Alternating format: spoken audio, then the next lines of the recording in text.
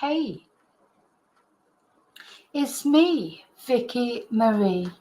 Good morning, good afternoon, or good evening, wherever you are in this crazy world we find ourselves living in.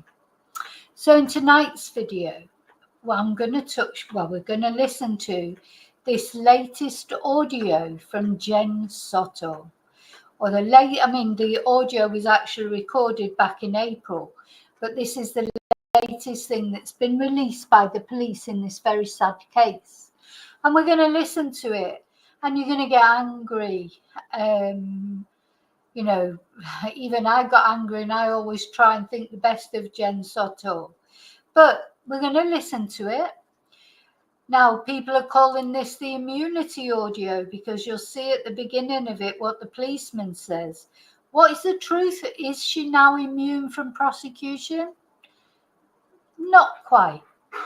Anyway, let's chat.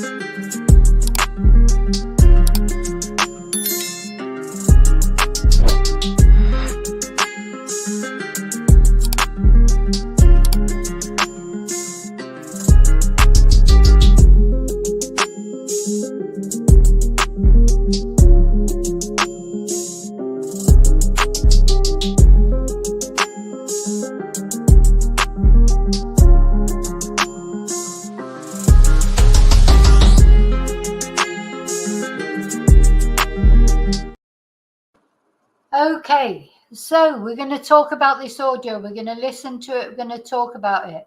Now, first of all, I just want to make an apology about my voice. I've done quite a lot of classes today. It's been a very, very, very long day. So I can feel that my voice is not too clever, is it? So I'm very sorry about that. Anyway, most of the time we'll be listening to Jenn. I'm hoping that you all will be making the comments, save my voice. But no, of course, I'll be commenting on the audio as well. So first thing I want to say is thank you to everybody. As the banner says, thank you so much for watching, for liking, for subscribing, especially for being members. And for those of you who gift memberships as well. Sometimes I forget to say thank you for that. That's a very kind gesture when people gift memberships for other chatters. And a special thank you for those of you who bought me Ko-fis, bought me a coffee, sent me a super sticker, or PayPal'd me. Thank you so much. And believe me, at the moment, these things, sent me a nice email, for example, left a nice comment. Things are hard at the moment in YouTube land, so I'm really grateful for everybody who encourages me to keep going under difficult circumstances sometimes. So thank you so much. I'm going to take the banner off now. Anyway, I hope you're all well. Of course, it was Monday. If you're watching this as this video is going out, it's been Monday. Thankfully, it won't be Monday very much longer. You know what Mondays are like, and some Mondays are more difficult than others, aren't they? Anyway, so what we're going to say next? Oh, so first of all, before we start listening to the audio, which, as I say, is probably going to get you little bit riled, I just want to explain about this immunity. Now, you'll see in the beginning of the video, or you'll hear, because this is only audio, that it's not video interview, it's only audio, that a lot of people are saying, oh my God, they're saying that they can't prosecute her ever, or no charges can be brought. And that's not exactly what they're saying. what this means, what they're talking about, the type of interview this was, because this was an interview that was subpoenaed. This was the first interview that Jenn made, not voluntarily, if you like. I mean, she may have gone along voluntarily, but she had no choice. She had to do this interview. It was after sort of the seriousness of what was going on, you know, when it was found out what was going on with Stefan, etc. And the police were trying to find out, you know, what Jenn's role was, if any, in this whole thing. So it was the first subpoenaed interview. A lawyer was there with her. And, you know, she's quite careful with a lot of things that she says. But anyway, so I've been looking to try and find out, you know, what exactly does it mean? You'll hear what the police say at the beginning of the interview. And the general consensus seems to be that they can't use this interview to incriminate her with prior inconsistent statements. So in other words, if some things she says in this interview are different to what she said in earlier interviews, they can't use that against her. But if she's discovered to have lied in this interview, because this is a subpoenaed interview, they can use that against her. So I think it's that sort of thing. And also, they're not allowed to use information discovered in this interview against her. They have to prove that they knew that information independently from this interview. Now, I know it sounds confusing, but what I sort of knowing that and then listen to the interview again, you do notice that the police ask her quite a lot of questions that they obviously already know the answer to, a bit like they did with Stefan in his interviews later on. And that's what they do. So they're asking a question. We'll sort of try and notice them as we go along, asking a question that they already know the answer to, and seeing what Jenn says. Does she lie or doesn't she lie? You know, does she say, oh no, you know, if they ask her, oh, did you know, I don't know, that Stefan took Madeline to school that morning, she says, oh no, I didn't know. But they already know that she knew. Does that make sense? It sounds like another episode of soap. Quite often when we do videos, they sound like episodes of soap, which was, for those young people amongst you, you won't remember soap, but it was like if you're not confused, you will be. Anyway, so it's not, this interview is not guaranteeing her immunity. It's just that it's the first interview that she did, that she had to do with a lawyer there.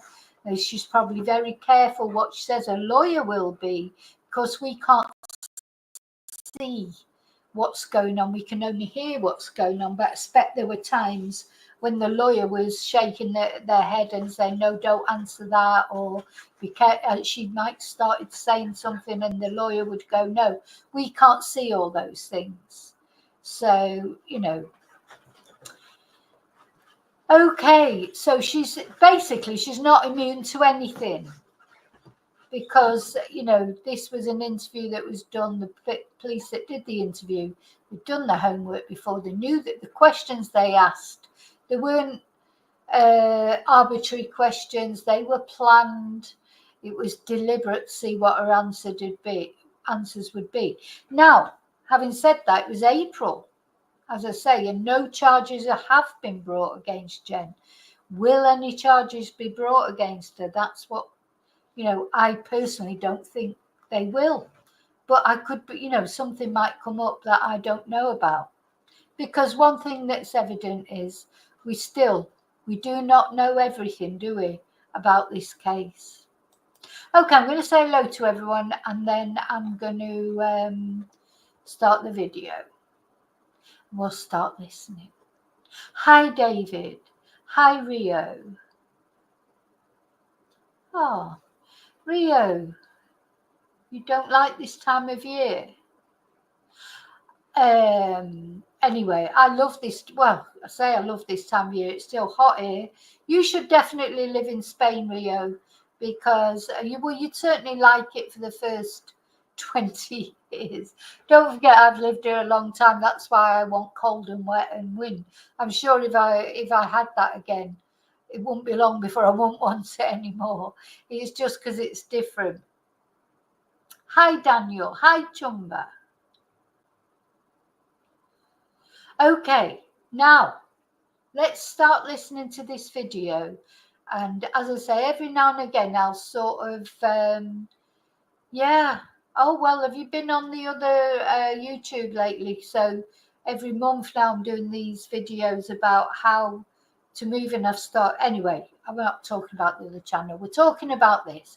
Sorry. So, yeah, you probably would like it, Rio. By the sound of it, you would like it. It certainly take you a while to get fed up anyway. So you do. Familiarity breeds contempt. That's what they say. There's the Chihuahua. There's the Chihuahua. Oh, they're all preparing in my little village for the fiestas. So it's going to be better. It's going to be better. Oh, shut up. It's going to be bangers. It's going to be, you name it. It's going to be, they'll all be out in the street, even more than normal. It's going to be chaos. Hi, Moonbeam. Okay, shall we start listening to it? So while we're listening to it, I'm going to show you some pictures of Maddie and things, just to remember what this is all about. And for anybody who, has been on Mars for the past few months who doesn't know, this is Madeline Soto, the little girl up in the corner there, 13-year-old girl. Looks like she was actually killed on her 13th birthday or the day after, or, well, on the day of her party, I should say, by her stepfather. And this is her mother talking. A lot of people think her mother knew something, should be charged with something. And this is the latest audio interview that has been released by the police as the trial approaches. Okay. Good morning. We are at the State Attorney's Office in Kissimmee. It's 8:57 a.m. It is April 18th, 2024. I am William J. I am the Division Chief for the Homicide Unit. With me is Danielle Pinnell, also from the Homicide Unit in Kissimmee. Can the detectives identify themselves? Detective Mark Morris. Detective Kyle Smallwood. And with us is with your attorney, Matthew Spark. All right. We went over some things before we went on the record and told you had the opportunity to ask any questions that you needed to ask. If you need a break to consult with your attorney, that is absolutely fine. We'll all step out of the room, turn off our recorders, and let you exercise your constitutional right to have counsel. There's no problem with that. There's water fountains here. There's restrooms. I don't know if you're a smoker or not, but if you get desperate, we can make an outside break time, but we are kind of under time constraints. With that all said, would you raise your right hand, please? Do you swear or affirm to tell the truth, the whole truth, and nothing but the truth? So it made me laugh the way he said, I don't know if she is a smoker, Jen, or not, but the way he said, oh, well, if you're a smoker, we can arrange for you to have a cigarette, but we're really pressed for time. So in other words, don't ask. This interview is completely different, isn't it, to the other interviews that we've listened to with Jen. You'll see as we go along. With Jen, they've always been quite sort of gentle, haven't they, and that, but this, you could tell this was a different kind of interview. I felt like they were a bit harder with her, but she still hasn't been charged. So, Hi, Pauline. Yeah. So, she hasn't been charged. So that's all we keep coming back to. I don't think is that, if there's nothing to charge her with. But anyway, we'll see. Okay, thank you. All right, this is an investigative subpoena, so you've been compelled to be here. And in our country, under the Fifth Amendment and the 14th Amendment as applied to you under the Florida Constitution as well, you cannot be forced to incriminate yourself. So anything you say today can't and won't be used against you unless you just don't tell us the truth. And I've already explained to your attorney, Mr. Bark. So that's what he just said to her. He said that anything she says today can't be used against her unless it's not the truth. So in other words, doesn't matter what's happened before, but she has to tell the truth, but it can't be used against her. It's quite confusing, actually, isn't it? Whether or not you've made any inconsistent statements in the past, that is dirt under the bridge, and either a misdemeanor was committed or it wasn't, but we're not going to be using that. Dirt under the bridge. So, that's not a proper even expression, is it? It's water under the bridge. But he said it's dirt under the bridge. That says what he thinks of it, I think.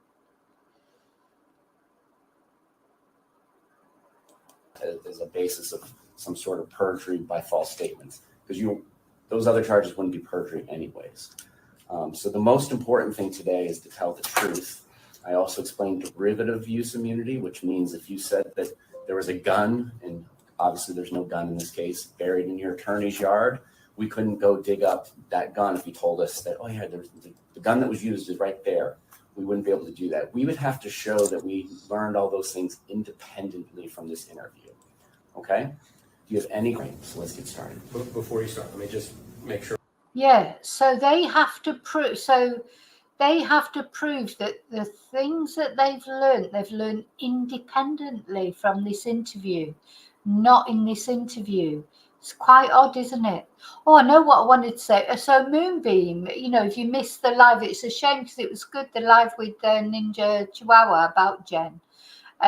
We were just bouncing ideas off each other. But of course, you can watch it on Replay Crew. I know you missed the live, but have you, don't forget to, you can always catch up with it. The video's there for you to watch. We're clear on the record. Off the record, we had discussed our position on the concerns we have. Ms. Soto was interrogated by law enforcement previously. She was under a tremendous amount of duress and stress, being that her child was missing and that she was informed was found deceased. There's been media hysteria about this. There's been people asking for her to be prosecuted, tarred, feathered, executed. And so with that said, we have the concern that you brought up about if there's something said inconsistent today, not being used against her for filing a false police report. Right. So, for example, if she said something that was false then, and we have no idea that was false now before this interview, but she comes in and admits that it was false today, we can't use these statements or that admission that it was false against her, just like we couldn't use anything else against her from this interview. Okay. All right. My understanding is that on February 25th of this year, you were working at the hotel on Disney property out at Coronado Springs. You have to answer Out loud and loud enough to get caught on the record. I know you're upset. I know. Yes. All right. And did you get off at 10 p.m.? Yes. All right. Did you go directly home? Yes. About how long does it take you to get home? About 25 to 30 minutes. And when you get home, who is downstairs, if anybody? You have a two-story, is it a townhome? Is that the best word for it? Yes. If anybody is downstairs, who is downstairs? I saw my daughter Madeline and Stefan. Do you recall what Madeline was wearing?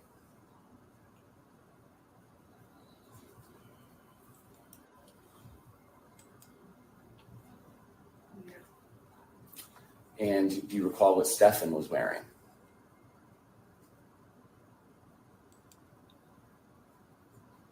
I can't tell you. When you get home from work, So when there's these long silences, it's so frustrating because we can't see them. Is she looking to a lawyer to see if she's supposed to say anything, or Because she didn't answer those. You didn't really answer those, did you? What Madeline was wearing or what Stefan was wearing? Well, I didn't catch anything. So did she look to a lawyer? Should she say anything or not? It is frustrating only having the audio and not being able to actually see, what they're saying, I think. Sorry, let me just carry it on. You need to kind of eat a late dinner before you get settled in for bed? Yes. And do you eat there at your home? Yes. What do you eat? I think I had a pub sub waiting for me in the house. Sandwich. Okay. Did anybody join you in sitting down and eating? No, I ate in my bedroom. Okay. Did it look like anybody else had recently cooked food or eaten any food there that night?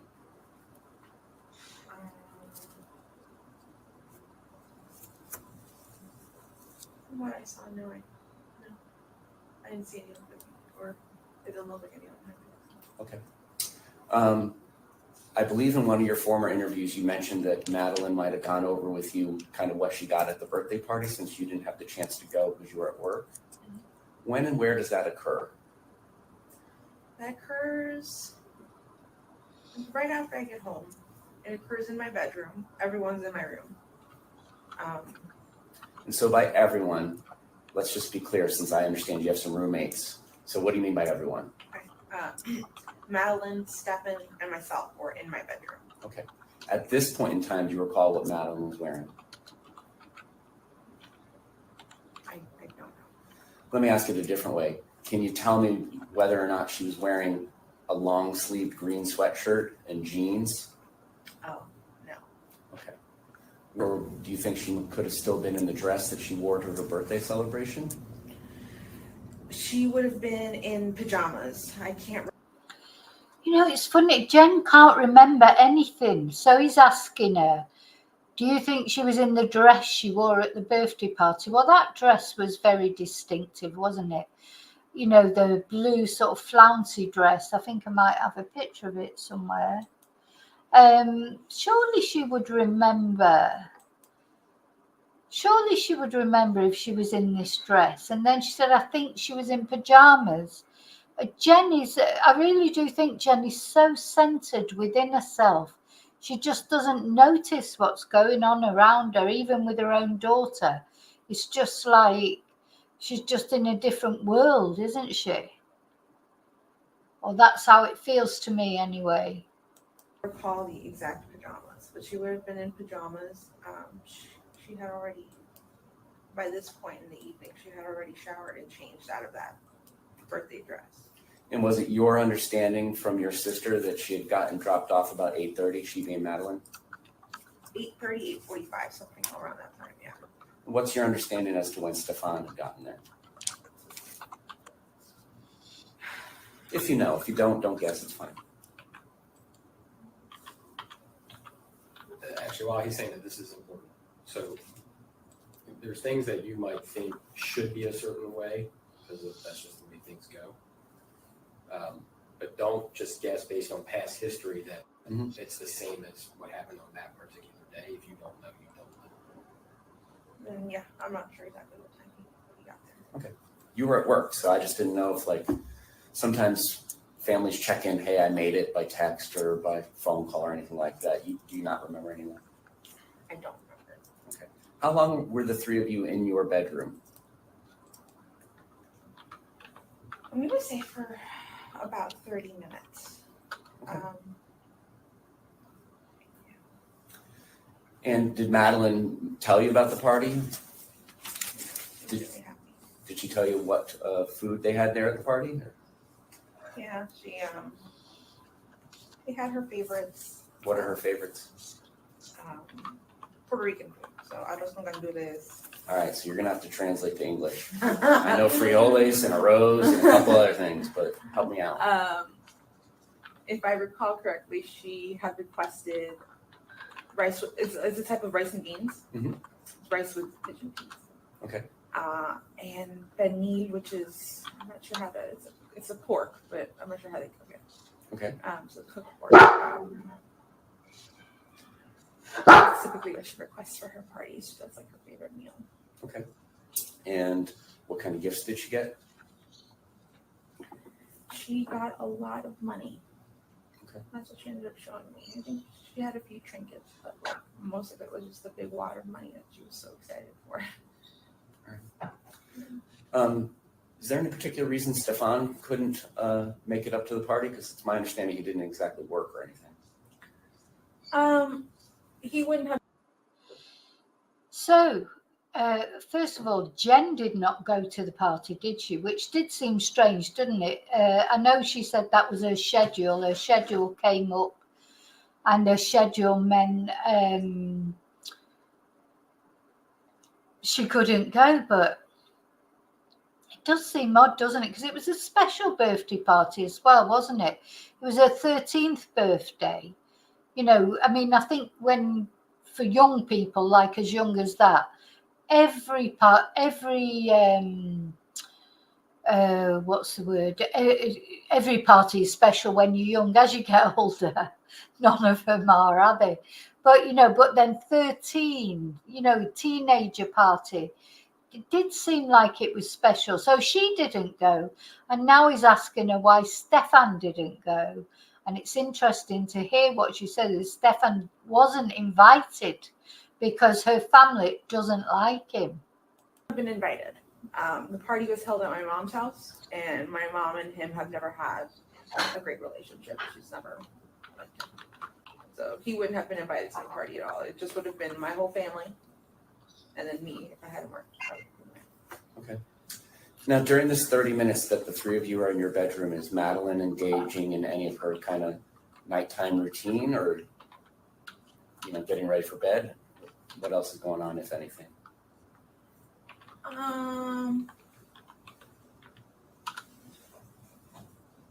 We spent a long time talking about gifts and having her show me, and then we counted out her money.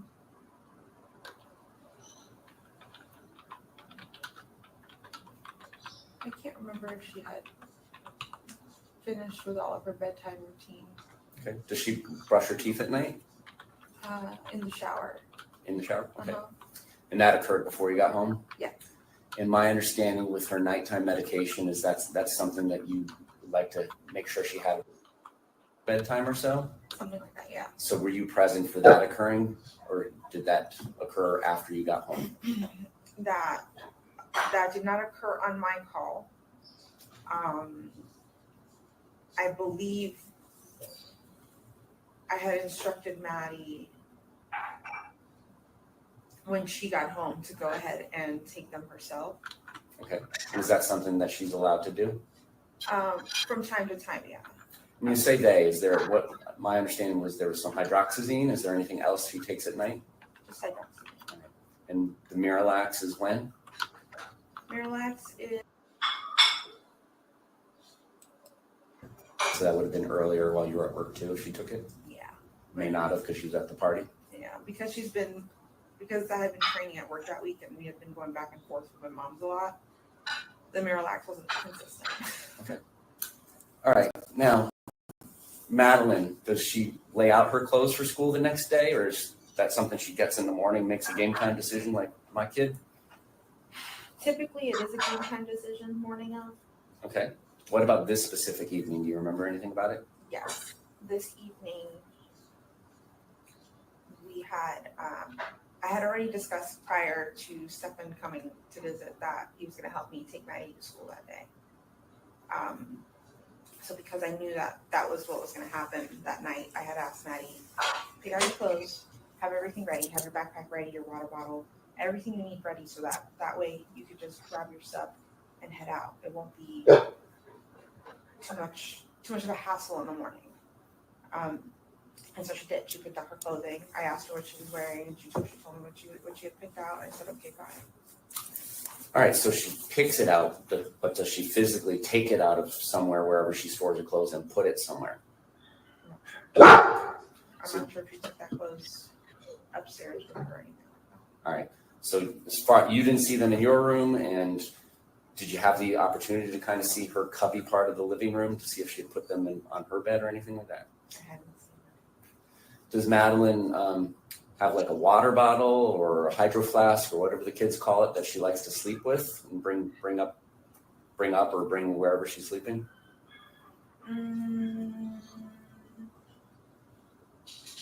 Typically not. That stays downstairs in her backpack, and then she'll clean it in the morning and then fill it back up and leave it in her backpack. That typically stays in the backpack. Favorite stuffed animal or stuffed animals? Anything that always goes with her wherever she's sleeping? She does have a few stuffies and blankies. Did I see any that day? Yeah, specifically. Yeah, so she talks about stuffies, like stuffed toys, and blankies. Like it's quite childish talk, that, isn't it, for a 13-year-old? But anyway, I don't mean, she's talking about those things in a quite childlike. So I don't think I've ever called a stuffed toy a stuffy, but maybe that's an American way of talking about it. I don't know. But something that Ninja pointed out, didn't she, when we did the live together? And it's true, I hadn't noticed it when I first listened to this audio. But I've got to say, she does refer to Madeline all the time, practically, in the present tense. It's like, even though by now, Madeline's body had been found, I really think Jenn just is in complete denial about all of it, or maybe because of the medication she's on, she's not registering really what's going on. All the time in this interview, she talks very, and not in a forced way, about Madeline in the present tense. She constantly talks about in the present tense. So to me, that would be a sign that she's not complicit. But anyway, you guys will all tell me what you think. Did you see if she brought any of that stuff upstairs with her? No, I didn't see any of that stuff upstairs. Now, separate question. Generally, habitually, like your attorney was saying, there's a difference between specific memory. But generally, would she do that? Not saying that you saw it that night. Generally, would she do what? Have stuffies and blankets and her favorite stuff. Yes, she typically would. So if Stefan says something like Maddie's building her nest and getting settled in, would that to you mean like her stuff is part of this nest, or what do you think that would mean, if you know? I'm not sure. Okay. Do you recall getting that text from Stefan that night that Maddie had settled into her nest for the night? My understanding was that at some point you told them it was time to go to bed. Do you recall about what time that was? Around 11 o'clock. So that's consistent with getting home at 10:30, having this half-hour discussion and eat your pub sub? Is that a yes? Yes. All right. Do they comply with your wishes to go upstairs when you say that at about 11 o'clock? Yes, they do.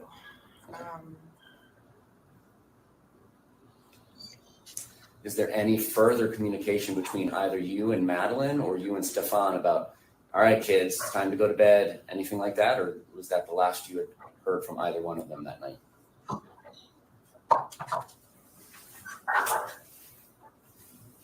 I think at some point, Stefan comes downstairs to use the restroom and then goes back upstairs. But after that, I don't recall interacting or saying anything. So. Okay.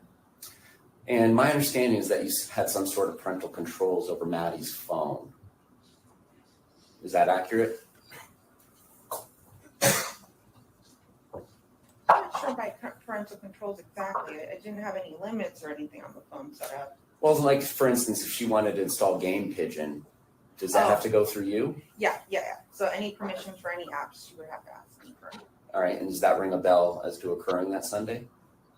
Game Pigeon? Okay. All right, so that's the last time you hear from either one of them until the morning. My understanding is that Stefan comes down and is dealing with your dog. Is there any communication other than perhaps Stefan coming down to use the restroom? Is there any other communication that you have between Stefan and Maddie? Do you see them? Now, I've said communicate. Do you see them? Do you go up and check on them? Do you see Madeline or Stefan from the point he kicked them out at 11 p.m. until you see Stefan at 8 in the morning-ish is what you guess for the dog. Jenn didn't go. Of course, she didn't go and see them. I think Jenn, as soon as she took her medication or whatever, she was just zonked, wasn't she? And maybe even Stefan gave her some more medication. We just don't know, do we? These things will come out, I suppose, as time goes on. But it sort of amused me a little bit when he was saying that. Oh, do you see them after? Do you check on them? Jenn, she just went to bed. She just went to bed and slept, and the last thing on her mind was what was going on with Stefan and Maddie, because she was totally oblivious, wasn't she, to all of it? Completely. Well, I feel that she was. I know a lot of people don't agree with that, which is fine. But yeah.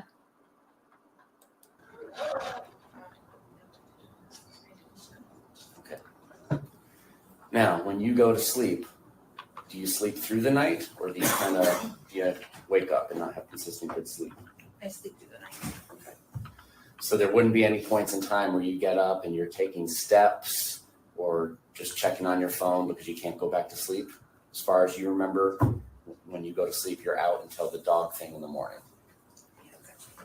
Did you hear or see anything during those hours involving Stefan or Madeline?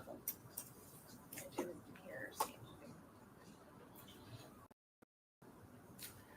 All right. What's the first thing you remember when you wake up after having gone to sleep? I wake up to Stefan trying to put the leash on the dog. Okay. Now, is this the first time that you've ever woken up to Stefan trying to put a leash on your dog, or is that something that has occurred before in the past?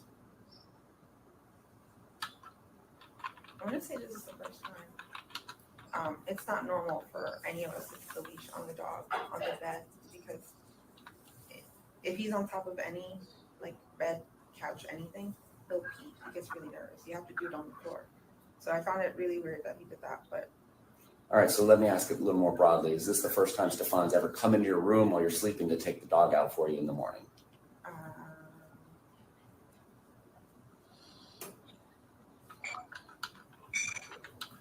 can't recall. Okay. Did you find it unusual then, or what did you think when this is occurring? When it happened, I think it was more.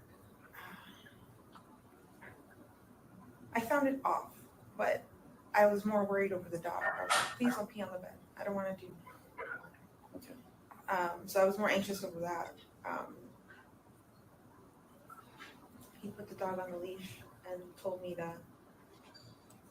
Now, I had a little thought actually yesterday, because I was thinking about what Ninja had said.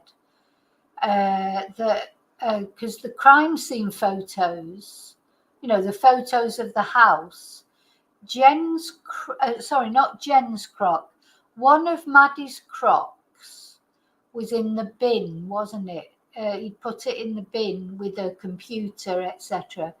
And the other croc apparently was in Jenn's room. And it just struck me, I wonder if Stefan, he said he was coming in to get the dog's lead, but was he coming in to get that other croc? And then he was surprised when Jenn woke up. Maybe he was really surprised that Jenn woke up. And then he said, oh, I'll come to get the dog's lead. Just because it's a complete mystery to me why he put one croc in the rubbish in the with the other stuff, but the other croc was at the house. And I just wonder if he was trying to sneak into Jenn's room to get that other croc to put in the bin with the other one. Why were those crocs separate? Just sort of occurred to me. It's a mystery, that, because I thought, oh, maybe it fell off, or fell off Madeline's feet, and then he had to just pick it up, but then why take it back and put it in Jenn's room? So maybe that's what he was going into Jenn's room for, and he just said he was going for the lead. But anyway, hopefully it'll all come out in the trial, all these mysteries. Lay down and go back to sleep. And they said, okay. So were you not laying down when he tells you to go back and lay down? No, when he put the leash on the dog, I shot off the bed because I was gonna help him. I was like, no, let me do it. And he's like, no, go back to sleep. I'm fine. I got this. Okay. I said, okay. Yeah, so she says she shot up off the bed to try and help with the dog because she was worried the dog was going to wee on her bed because she said the dog got agitated and she was worried the dog was going to pee on her bed because it'd get agitated. But can you imagine, like when she said, oh, I'll get up, and he'd be like, no, you go back to sleep, whatever, whether it was to do with the croc or not. He wouldn't want to, because where was Madeline? You know, this is the other mystery, isn't it? How did he get Madeline into the car without people noticing? Because there were other people in that house. I mean, he was taking a big chance. But of course, he had to get her out of the house, didn't he? He had to get her out of the house. But I don't know, you know, and we still don't know when Madeline, bless her, passed exactly, because we've not got the you know, the forensic report, the post-mortem report, so we've no idea of the exact time of death or anything like that. There's so much that we don't know. But yeah, there's something key there with when he went into Jenn's room. And yeah, maybe the dog didn't trust him. He was supposed to love animals. I've got a photo of him, you know, asleep with a little puppy on his chest, you know, like he's like the world's best animal lover.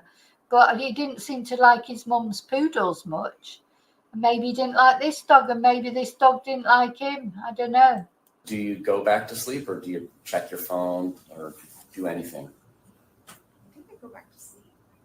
I look at anything. In this period of time that you have been awoken by Stefan, do you hear or see anybody else in your household? I hear somebody in the kitchen. I'm not sure who it was. Okay. Could you identify it by size, like their steps? Could you identify gender by their voice? Anything like that? All I heard was sounds of like cabinets shutting, like somebody in there shutting, like looking for something shutting. Okay. Now, if your daughter had been awake, would she come in and say goodbye to you before school or not? Just let you sleep? School, so I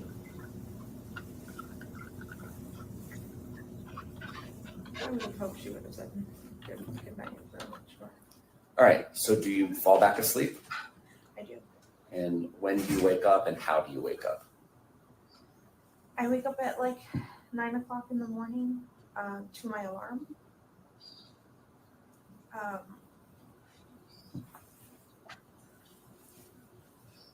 Yeah, I wake up at 9 o'clock in the morning to my alarm. I get ready. I think at around 9:30, 9:45, I leave for my doctor's appointment. Okay. So in this period of time from when you're waking up and getting ready, do you see anybody else in your home?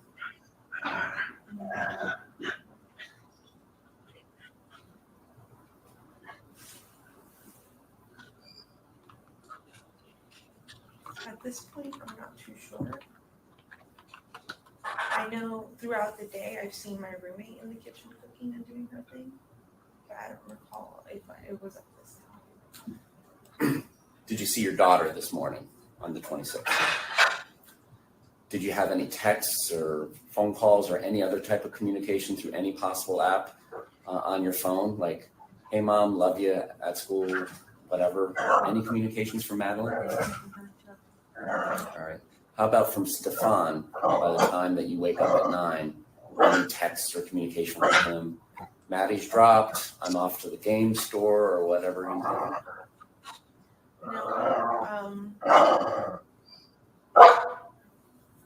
I didn't hear back from Stefan until 10:20, and he had told me he left his phone at home that whole morning by accident. And I had asked him how the morning went, how was Maddie, and he let me know that this morning went great. We made great time. She got busy super quick.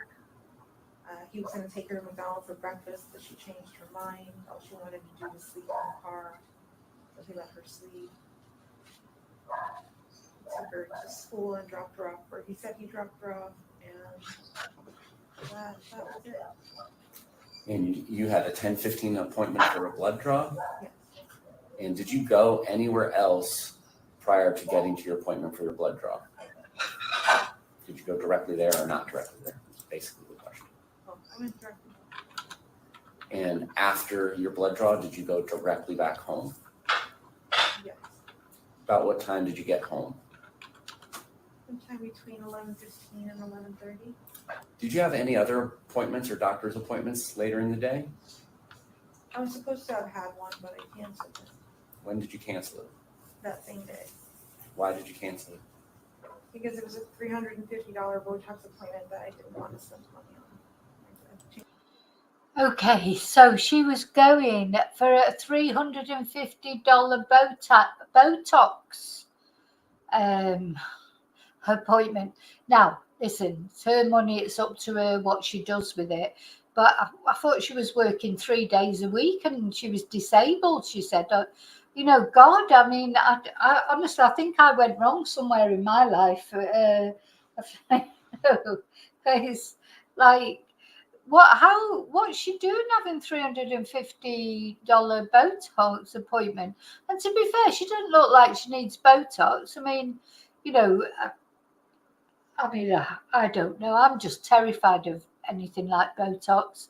I think I'd be just scared of having it, but I don't know. Yeah, did you hear that? So that's what her appointment was for. When you get home from your blood draw appointment, is there anybody else at your home?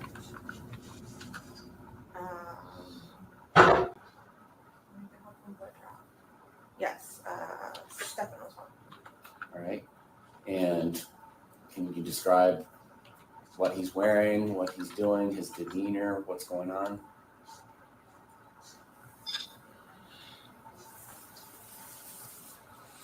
I can't recall what he's wearing. It might be a red shirt with a graphic on it. Okay. He's sitting in my bedroom on my desk. Prior to you getting there, he's in your room? Or is that where you guys go to talk? That he was hanging out there in my room. Okay. My room is kind of like a general hangout spot. Okay. I walk into my room. He's sitting there on the computer chair. He's talking, acting normal, asking about the morning and how everything went, and that he let me know the errands that he ran that morning or what he was up to. And what did he say he was up to? He said he had dropped Maddie off at school and then afterwards went to a vape shop so he can buy vaping things. Okay. Yeah, so when she got back, he's just sat there on her desk as cool as a cucumber. I mean, I tell you what, it takes a special sort of person to be able to do that, doesn't it? So bearing in mind what he's done, he's probably abused Maddie, murdered her, taken her, hidden her body, disposed of evidence. This is all what he's done that morning. And he sat on Jenn's desk, cool as cucumber, just talking about, that takes a special sort of person to be able to be so cool and calm and collected after these things have happened. He's a special sort of nasty person, isn't he? There's not many, I think if somebody, accidents happen. Like if we took the best view that we could and thought, that he hadn't killed Maddie deliberately, there's not many people could stay so calm after. Unless, again, the same as him, what did he do? Take a bloody load of tranquilizers, probably. He lived on medication, so maybe that's what kept him so calm. But that's what struck me. I thought, how could you be so calm after all those? Anybody would be shook up, wouldn't they? Because of all and he'd had the flat tire. and all the things. He's supposed to love this girl, and all those things that had happened, and he was there as cool as a cucumber, chatting to Jenn like it was any normal day.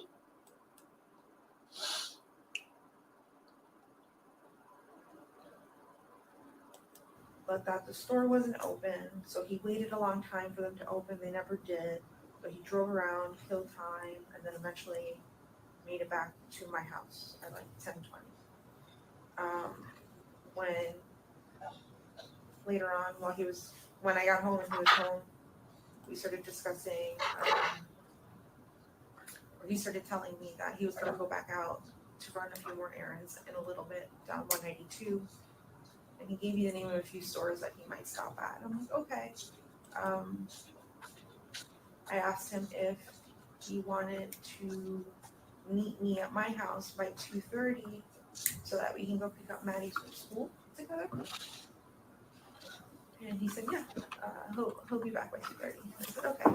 So was that the plan, to get her together, or was it ever discussed that he would get her alone? The plan was for us to get her together.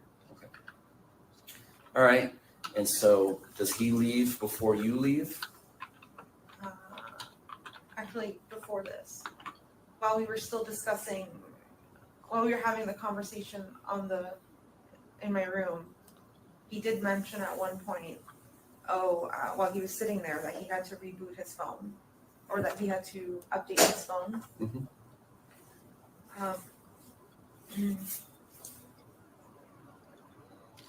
And what was it? He had to update his phone. So I told him, stop avoiding it, do it. Like, it's updates take a while. Like, do it. And while he was updating his phone, he said, I don't know what I did, but I just factory reset my phone. Mm-hmm. And I said, that's weird. I didn't know that you could do that. He said, yeah, a button popped up and I pressed it and it just. Yeah, so then he tells her this cock and bull story about factory resetting his phone, which, even Jenn thought that was weird, and Jenn's on a different planet most of the time. Reset my entire phone. And I'm like, oh, that sucks. So does he leave before you do to go do these errands he was telling you about? Yes, he does. Do you stay at home until it's time to go get Madeline? Yes. Do you hear anything from Stefan while he's out doing these errands? No. So 2:30 rolls around. Is Stefan back home yet? No. At this point, I leave. Do you try and call him or text him or communicate with him? Yeah, I had been calling him like maybe starting 15 minutes before I was supposed to leave just to see where he was. Did he answer? No. I leave at 2:30. Around 10 minutes later, I get a phone call from him. And he said, I'm so sorry. I left my phone at home again on accident. I was driving down 192 and my tire exploded or shredded. And I had to pull over into one of the plazas and change my tire. He said he hurt his thumb doing that. And that, he was late and didn't make it back on time for that reason. Right. When you leave to go pick Madeline up at 2:30, do you take her phone with you? I do. And how is it that you come to get her phone to go with you?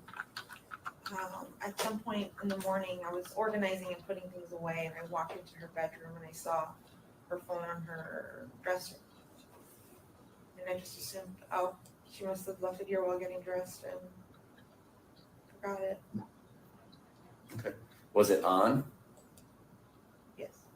And sometimes when you bump or move phones, the notification screen comes up. Mm-hmm. Did you happen to do that? And did you see if there was any incoming notifications that she had missed?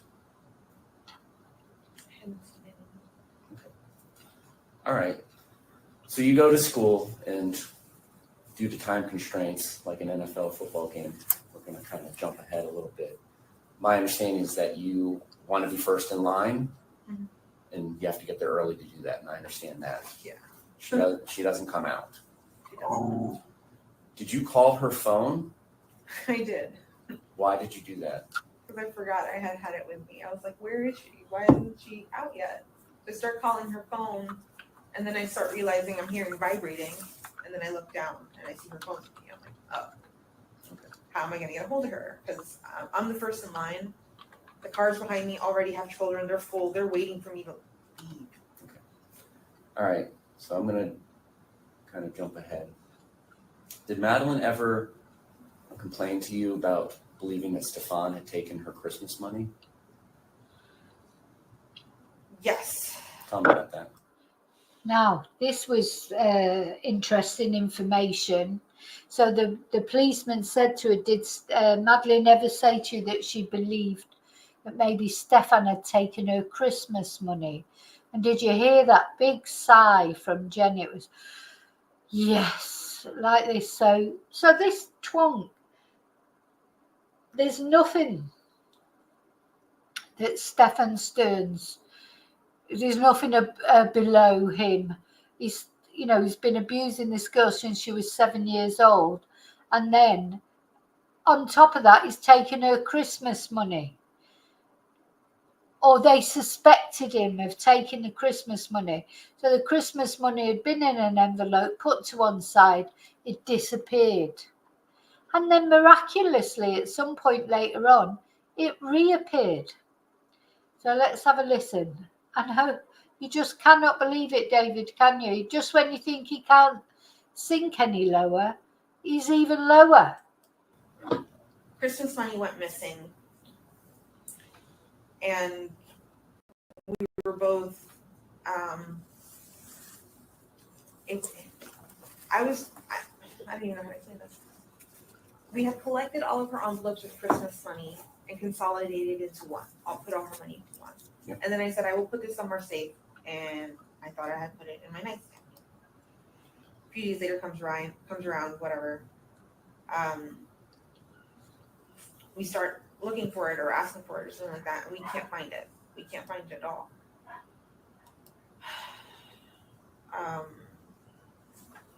So let me just narrow it down. Did she accuse Stefan of taking it? I'm not sure if she did directly. We both had the suspicion, but we're like, no, could he have? No, I don't think so. But I eventually found that money. Okay, I'll just how did the mystery end? All right. So you just started this job at Disney Coronado Springs like a week or two earlier, is that right? Yeah. And your sister and other family members would help with Maddie getting to school because of your job? Yes, my mom and my sister, yes. Why is it that now Stefan on February 26th is coming up to help as opposed to any of your family members helping getting Madeline to school? I had asked for him to come and help me because I think I was working a lot of night shifts or like really late shifts. And I just wanted the opportunity to see Maddie, because I wanted to spend more time with my daughter throughout the week while I was working, versus had she had stayed at my mom's, I wouldn't have seen her all week. So that was just me wanting to see her, spend time with her. Did Madeline stay at your mom's house fairly frequently? Every few weekends here and there, just for the weekend kind of thing. So like if she described it to her friends as like her second home and like kind of offer up it's better jacuzzi and pool, does that sound like that's the place? Yes. Where does Madeline sleep when she's over at your mom's? Yeah, so she spent a lot of time at her grandma's, didn't she? Which is nice. But this is always upsets me because, as we were saying, like Madeline had a lot of family around her. There were a lot of people that she should have felt she could have talked to, but she didn't. So, and that about the Christmas money, the trouble is when money goes missing like that, everybody starts looking at everyone sideways, don't they? When I used to work in the betting offices, if we had a cash difference at the end of the night, we had people working there that were, stealing money out the till. But we all had to stay and look for these cash differences.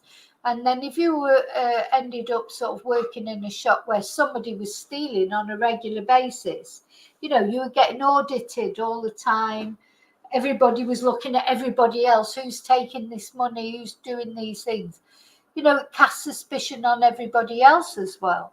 Just horror, he's this guy. There's nothing. He doesn't care about anything except himself, does he? She will sleep in bed with my mom.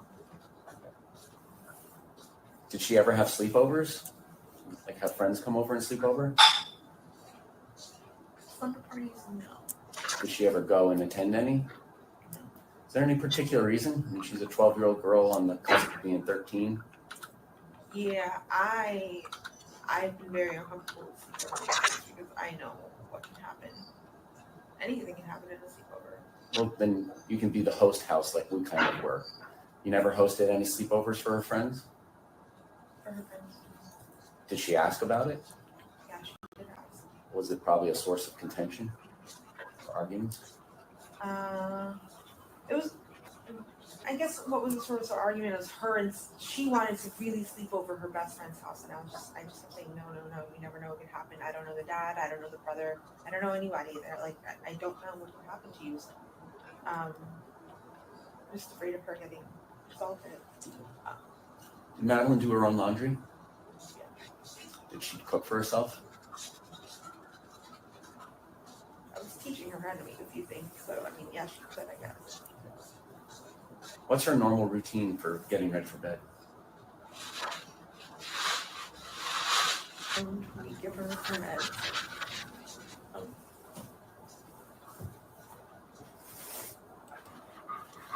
I'm sorry, take your time.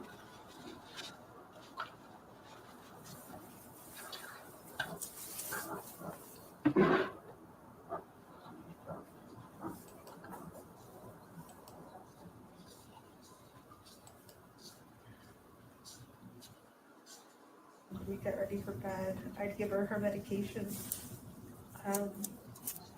She would get in the shower. Take a long shower, I understand. Like an hour plus. Yeah. Okay. She loved it. She'd get out, get dressed. She'd let her hair towel dry for a while, and then she would brush it. We would watch some TV. She'd probably have a snack before bed as well. Okay. What were kind of her nighttime uniforms? I mean, everybody kind of has their pajamas, but they're not necessarily pajamas. What was her routine nightwear? She really liked wearing. Yeah, he's asking her. He's asking her a lot about that. What was she wearing? What is her nighttime uniform? He's asked that quite several times. So it must be he's trying to get to the bottom of something. Shorts. So she had a few pajama outfits, but she really liked wearing shorts and baggy t-shirts. Okay. How about her routine getting ready for school in the morning? What's that about?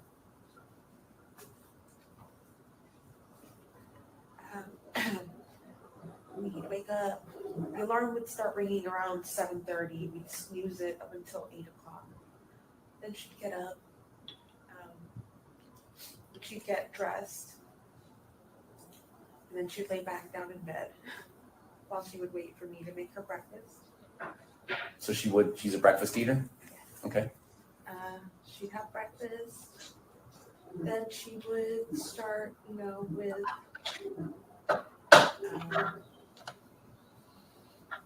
brushing her hair, brushing her teeth, putting on makeup.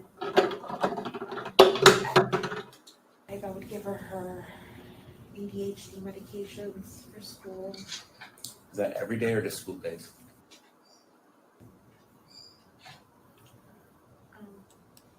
So it sounds like you're heading out like 8:45 or 9? Yes. And it takes like, what did you say, 15, 20 minutes to get to school? Yes. And first bell's 9:38? 9:20. Something like that? 9:20, Okay. yeah. So on Monday the 26th, 7:30 seems like a really early time to depart to go to middle school, even if you're getting Mickey D's. What was the discussion about when Stefan and Madeline were going to leave on the 26th? There wasn't.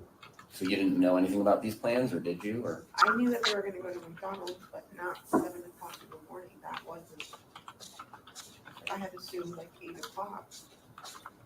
But even then, 8 o'clock is kind of early, like 8:30, because you could still McDonald's, be done by 9, and then drop her off at school. But McDonald's is right the block away from the school. So I Madeline's not driving, so she can eat while she's riding. yeah. So I And she don't. takes about an hour to get ready in the morning? Mhm. Yes? Yes. So if they were leaving at 7:30, you'd think she'd have to get up at 6:30 to get ready and go through a routine, right? And is that what Stefan told you after these events unfolded? Was that they left early, like 7:30? What did he ever tell you? It was early. I can't remember the time. I think I dropped her off in front of her school sometime between 8:15 and 8:45. You say I. What do you mean by that? Did you drop her off that No, morning? I'm speaking. Sorry. Yeah, did you see? She said it again. I dropped her off. But we know that she didn't drop her off. Well, nobody actually dropped her off. But we know for a fact that it was Stefan Stearns who had her in the car with him. So this is what I mean about Jen. She's like on a different planet. She's still saying, I dropped her off. And I do think that is just a mistake in what she's saying.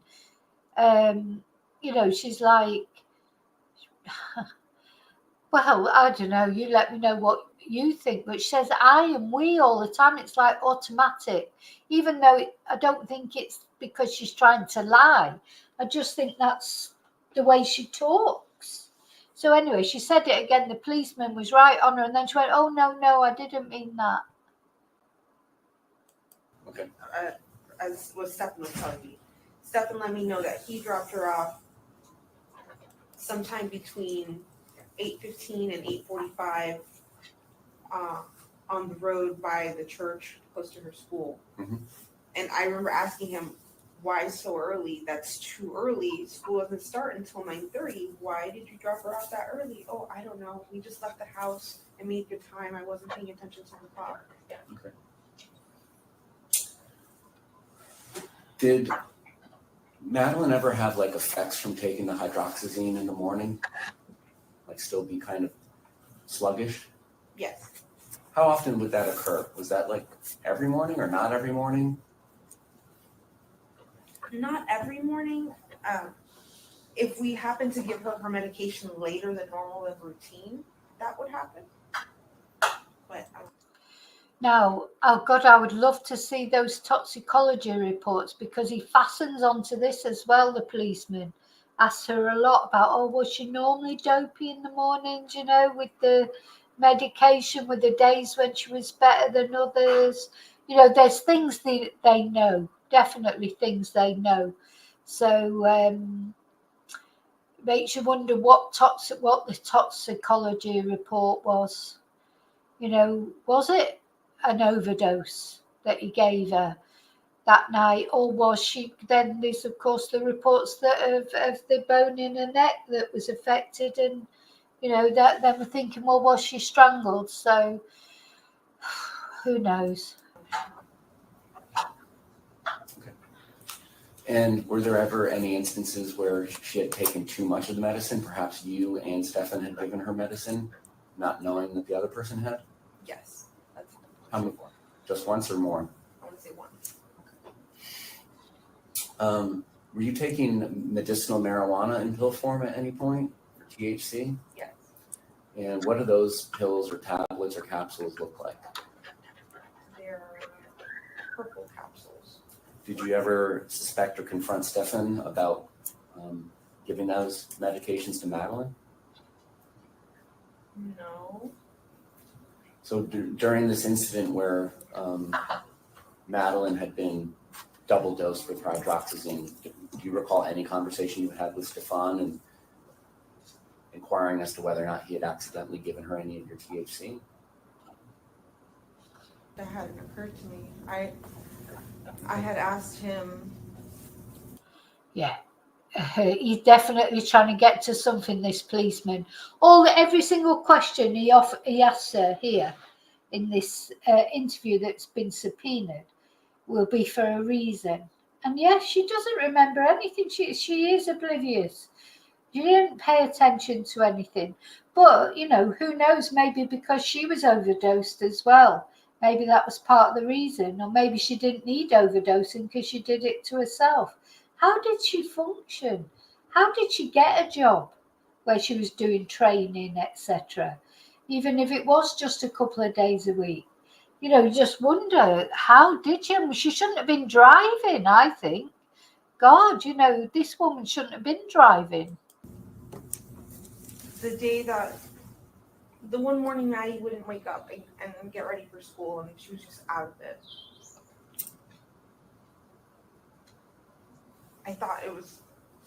I assumed it was medication related, but I didn't really, I'm like, did this one medication hit her too hard because we gave it to her late? I called poison control. I needed to see what would happen. Because at this point, I think I had gotten Stefan to admit that he gave her a second dose of the sleeping meds as well, because he thought I had given it to her in the first place. Okay. But that was with hydroxyzine. I didn't know anything about THC, the marijuana. I'm just asking you. Oh. I'm asking if you remember having that conversation, because there is a conversation. Yeah, so he's asking her, did he, you know, was she taking these? I think they were like the CBD cannabis tablets, etc. So did she have some cannabis in her bloodstream? You know, why is he fixed on that as well, asking about that? Conversation on your phone about you were relaying that Madeline said that she suspected that it was different bigger pills, and you relayed that to Stefan and had a conversation with him. And if you don't remember it because it was a year ago, that's fine. My next question is, you have 2 female roommates. Yes. And one of them has a child, a son that sleeps part-time over there. Yes. And so my understanding was they're kind of, it's like I don't know what to call it, like a bed and breakfast. There's numbers on the doors upstairs. I don't know. I just, to make it easier for the roommates, I just labeled each bedroom. So they're in 2 and 3. Yes. All right. Now, bedroom number 4. At one point, you told the police that your sister was staying with you, and that's why the sleeping arrangements were as they were. Was your sister ever staying with you, or did I misunderstand what you said? No, my sister wasn't staying with me. Okay. So let me ask you this. At what point did Madeline's bedroom kind of become the living room? When did that setup start? I think as soon as a few months into us moving back into that townhouse. And when would that have been?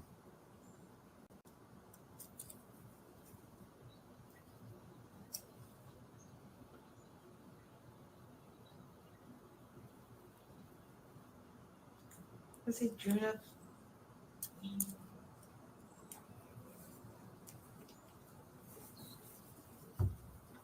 sometime in 2022, but I'm not sure when. Okay. It's my understanding that it's December of 2022 that you and Stefan kind of break up, Yes. but he still remains in the townhome. Yes. Why is that?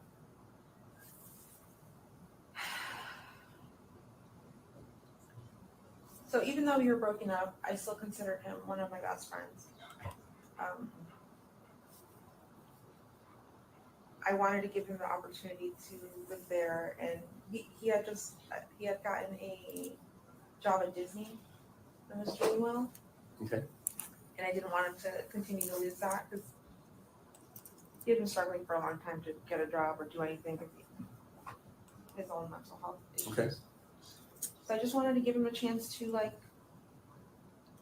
do something, be something. So Did he pay rent? yes, How much rent did he pay? $600 a month. Sorry. You're fine. No footsies. Like small wits. So in December of 2022, kind of when the breakup happens, prior to that, what were the sleeping arrangements in your home? Was he sleeping in your bedroom as a couple? Yes. So who's in bedroom number 4, if anybody?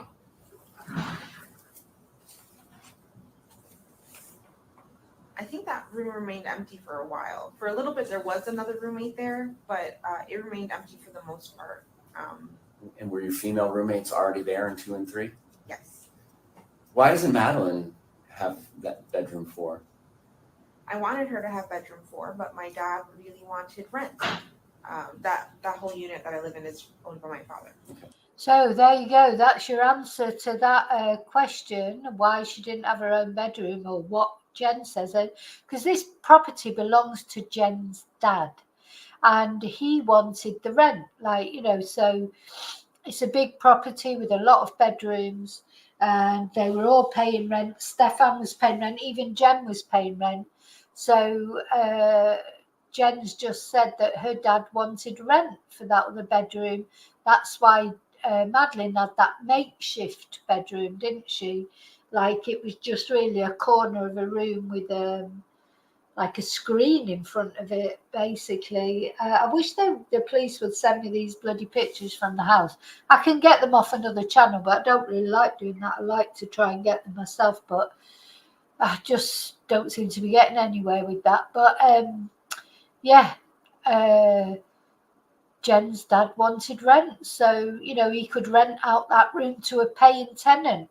So that's why apparently Madeline didn't have her own room. So let me ask you this. Do you pay your father anything to live there, or does he just handle collecting the rent from your rentees, lessees, whatever they are? I pay him rent as well. Okay. What do you pay for the rent? My portion of the rent was $400. All right. And what do the 2 female roommates pay?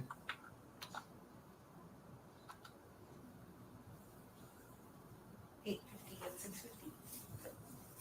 Prior to Madeline having her own bedroom set up in the living room, where was she sleeping in that townhome?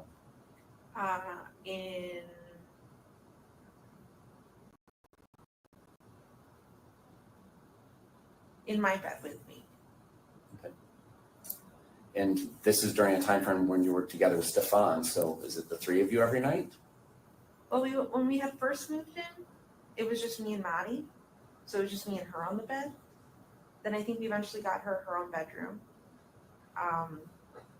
Stefan moves in eventually, and then at that point, it does become the 3 of us on the bed. So Madeline's 12, and she has her own bedroom. And how often is she sleeping in her own bed alone? Hardly. She doesn't like sleeping alone, and she doesn't like the living room. It's too big, too quiet. She says it would be too dark, and that there would be spiders. She would see spiders, So she was saying that Madeline didn't like sleeping on her own, and I mean it's obviously true. It probably is true, but surely she didn't like sleeping with Stefan. I mean, surely she didn't like that. But as I say, with these abusers, they groom these children. Sometimes they don't even realise they're being abused, and apparently, from a lot of the photos, she was asleep or unconscious. Do you think she even knew? She must have known. I don't know. She must have known, but I just don't know how he got away with it for all those years. So you say hardly. Were there ever nights where she just slept alone in her bed? Or is it 100%? Because there's a difference between hardly ever and 100% to me. If she ever slept on that bed, it was like once. Okay. All right. So now you've broken up with Stefan in December of 2022, right? Mm-hmm. He's still paying rent, and he's there full-time in bedroom number 4. Is that where he goes after you break up? No, he stayed in my room for a few months. We've broken up, but we weren't sure how to discuss it with Maddie because it was the middle of the school year, and I didn't want to affect her in any way. Mm-hmm. So we just played it off, acted like everything was normal and fine for the first 6 months. And then eventually she caught on. And then once she did, we admitted to her that we were broken up. And then, at that point is when he moved up to bedroom 4. Okay. And once he moved up to bedroom 4, were there instances where Madeline would sleep alone upstairs with him?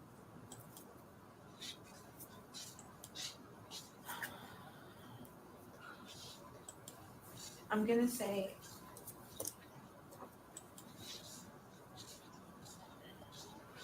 I want you to think carefully before you answer, because obviously we've gone through your phone and we've seen all the conversations that you've had with Stefan. So it's clear that that's occurring. So I'm giving you the chance to answer the question. Yeah, I'm just trying to figure out how many times it's happened. Okay. Why are you allowing that to occur?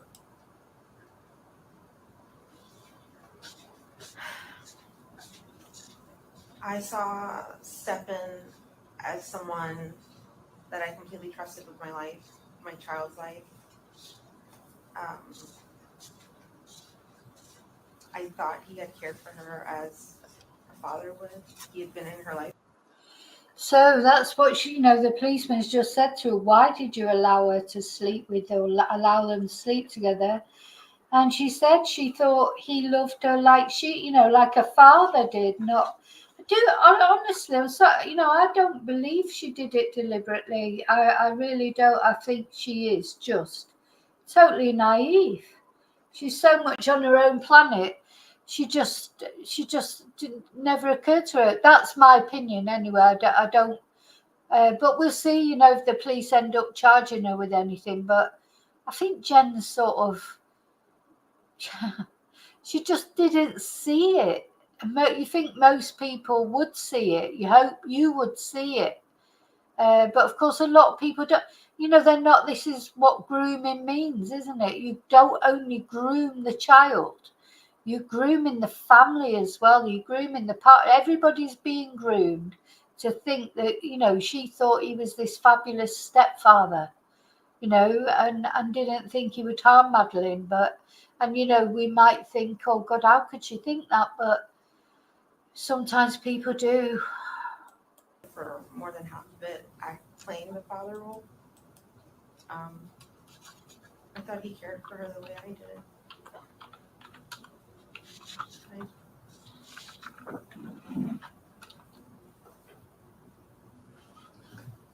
Now, does there come a point in time in 2023 where you've kind of had enough of roommate ex-boyfriend Stefan and ask him to hit the road?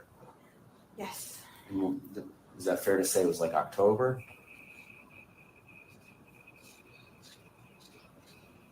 Maybe like the end of October, because then I gave him all of November and told him he had to be out by December 1st. But yeah, that sounds about right.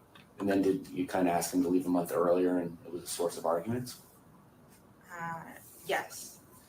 So now at this point in time when he's being asked to leave, have you had any conversation with Maddie that mommy isn't together with Stefan anymore and this is kind of the ways of the world? Do you have that conversation with her? She had, by June, she figured it out already, so she knew we weren't together or anything like that. So by December, yeah, she had already known he was leaving and. Okay. Without. Why is he coming back to visit after he's out?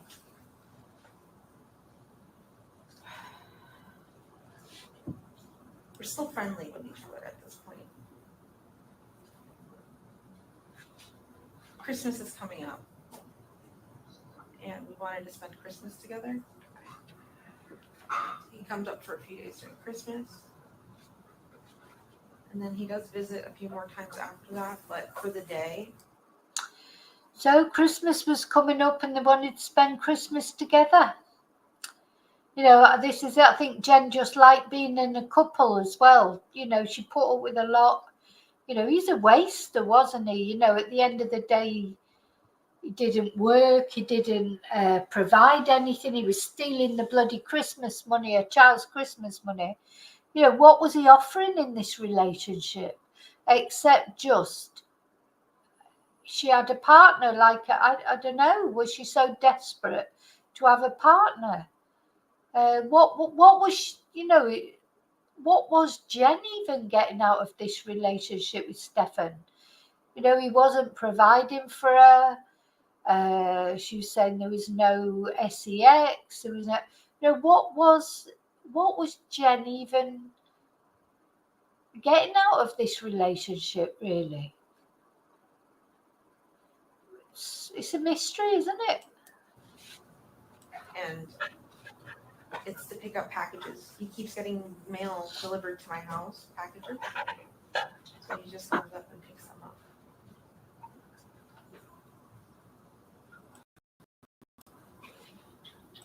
And when he comes to visit after he's been kind of kicked out, is he paying rent or how is this working, or is he just coming to visit? He's just coming to visit. Is your father making any arrangements to rent bedroom number 4? Because this is his income that he's losing. Yeah, we had it. We had like an ad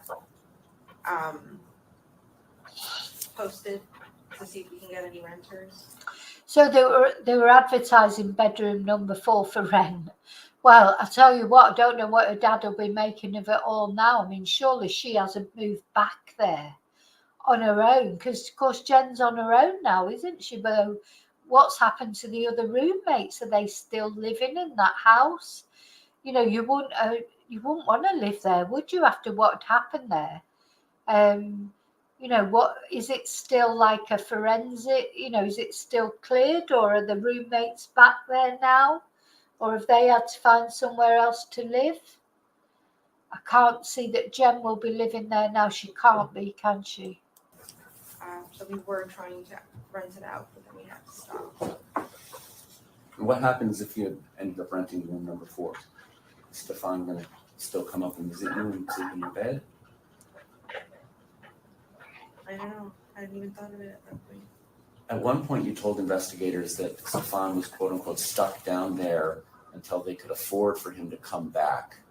Were there plans for him to come back? We had discussed him coming back and living with me. We weren't sure if temporarily or like for me to help him out with the place for a little bit before he can find his own place and move out. Or we were also considering talking about living together as a companionship. Him with my best friend who's helping me out. Because you told investigators that a lot of the reason your relationship fizzled off with Stefan was that your antidepressants.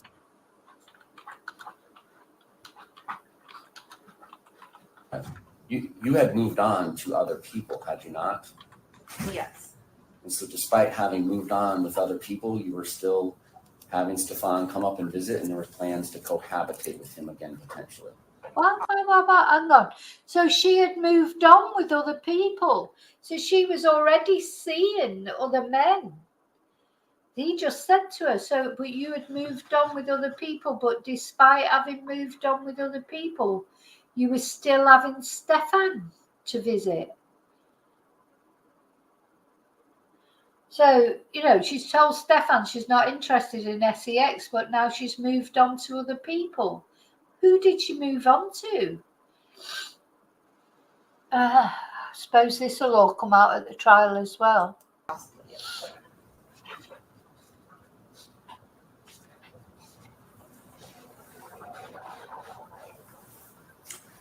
Maddie had the opportunity to go visit her biological father in the fall out in Texas. Is that a yes? Yes. All right. Do you remember texting the biological father, hope nobody touches Maddie or tries shit or films her under the bathroom? You remember sending that text to the Orange County Sheriff's Office back in February? No. Because that seems like a very oddly specific thing to text the fathers. Yeah, that was a strange thing. So she's texted Madeline's biological father and said, I hope there's no shit going on, people video it. Let's listen to that again, because I can't remember the exact wording of it now.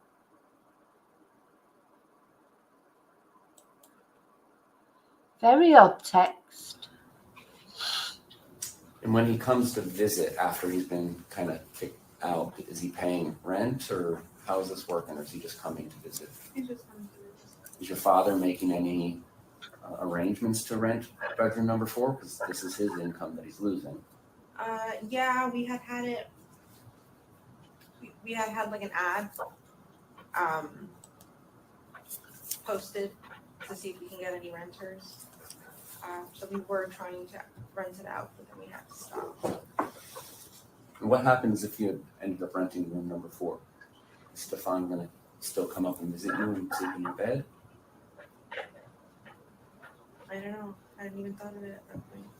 At one point, you told investigators that Stefan was quote unquote stuck down there until they could afford for him to come back. Were there plans for him to come back? we had discussed him coming back and living with me. We weren't sure if temporarily or like for me to help him out with the place for a little bit before he can find his own place and move out. Or we were also considering talking about living together as like a companionship. It was my best friend who was helping me out. Because you told investigators that a lot of the reason your relationship fizzled off with Stefan was that your antidepressants.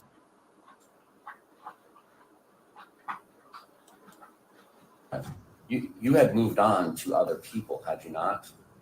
Yes. And so despite having moved on with other people, you were still having Stefan come up and visit, and there were plans to cohabitate with him again, potentially. Possibly, yes.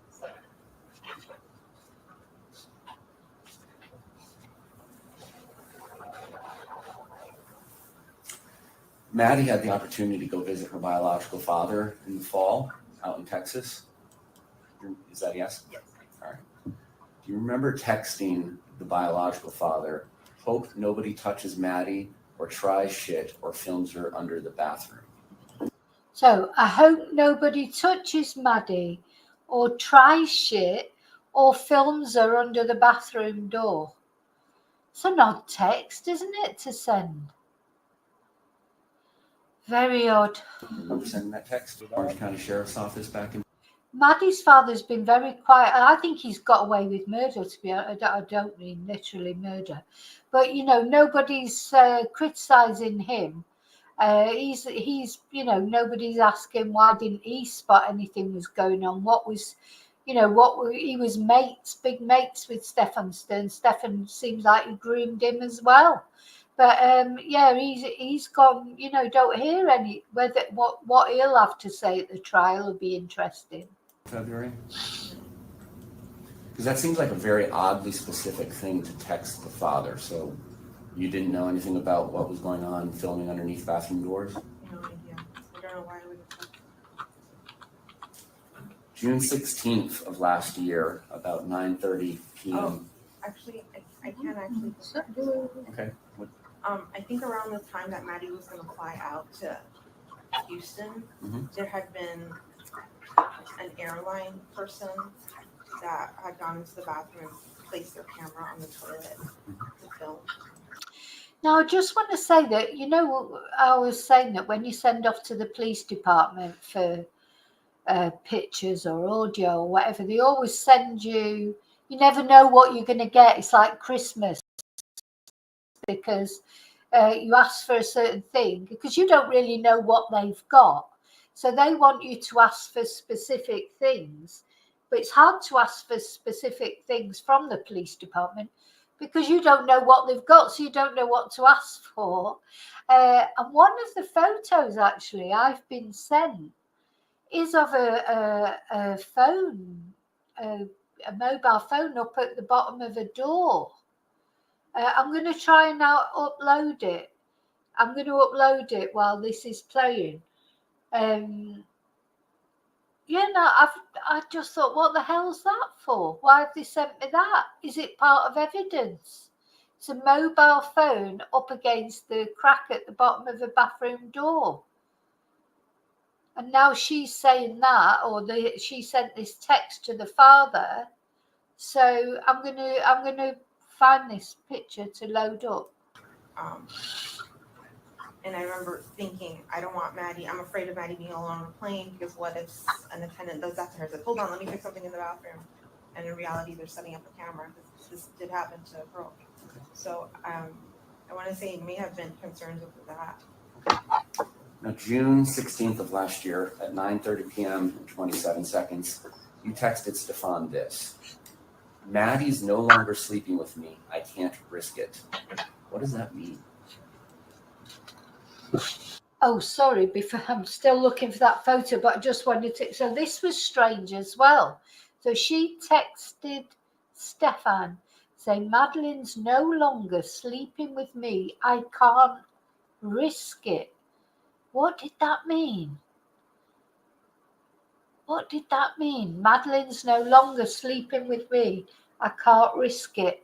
Very odd thing to say, isn't it?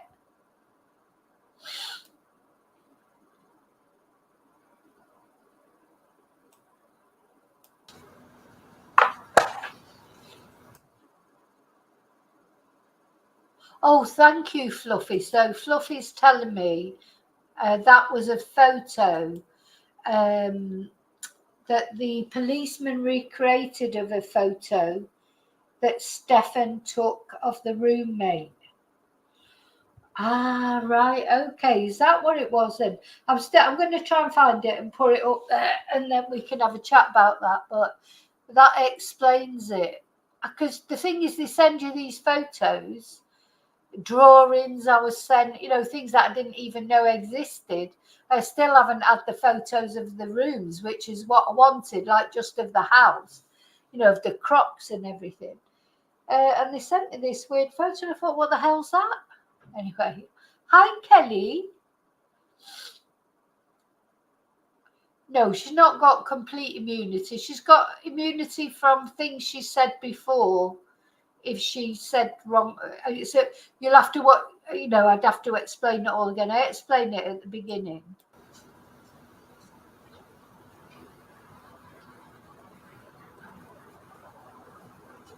How often was Maddie sleeping with you? Often, all the time. Well, you keep on saying often versus all the time. Was it 100% of the time or not 100% of the time? If she wasn't with my mom and she was with me, then yeah, she was sleeping with me. And if she's at mom, she's 100% of the time sleeping with mom? Your mom? With my mom, or she does have her own room, I guess. Like there's another spare room she could use, but for the most part, she prefers to sleep with my mom. Now, my understanding is that you had some sort of period tracker that you kept track of Madeline's period with? I had a calendar app that I would write what days she had her period, yeah. And obviously, Madeline doesn't have a job, so she's not going out and buying products that she would need if she had her period, right? You would have to do that for her? Mm-hmm. Is that a yes? Yes. So do you remember her using any of those products at all in February? Because I assume you take the trash out, or does she take the trash out, or how does all this work? Yeah, so she had a period tracker on Madeline. That's odd, isn't it? But I don't know. Seems odd to me. Why would she have a period tracker on Madeline? Now, it could be that of course, that it was just so she'd always make sure she had stuff in for her and that. Mind you, she would have stuff in anyway because Jenn has not gone, she's not an age where she's been through menopause, so I'm sure she always had sanitary products in. Why would she have a period tracker on Madeline? Maybe it's to do with the medications and stuff, but very telling that, I think.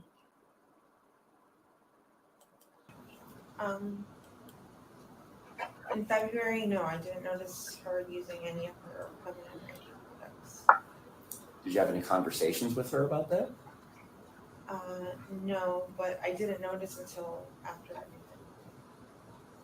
Because it would have been due like at the beginning of February. And this all happens at the end of February, so she's almost due again in March. So you never had any conversations with her about not having her period at the beginning of February? No, she's had other periods that have been missed or like super late, so I just assumed this was going to be one of those situations again. Okay. No,